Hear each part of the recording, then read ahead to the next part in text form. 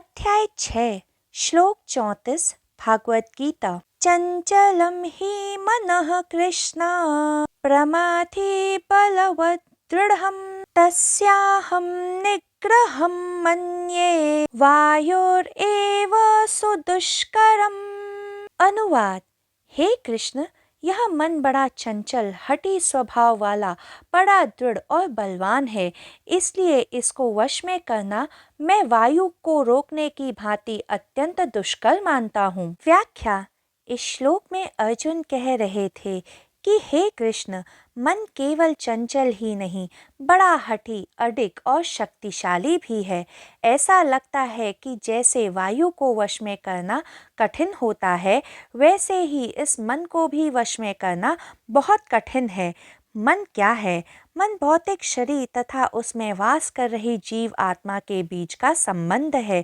यह संबंध एक तरफा संबंध है, क्योंकि यह जीव आत्मा से भौतिक शरीर की तरफ बह रहा है, न कि भौतिक शरीर से जीव आत्मा की तरफ, क्योंकि भौतिक शरीर तो जड़ है।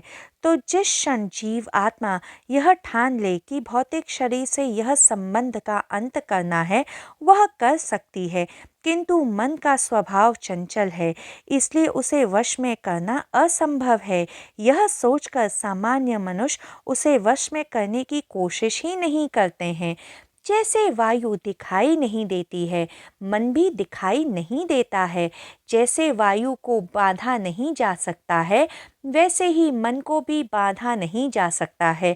जैसे वायु यहाँ वहाँ भागती रहती है, वैसे ही मन भी यहाँ वहाँ भागता रहता है, तथा जैसे वायु अस्थिर है, वैसे ही मन भी अस्थिर है।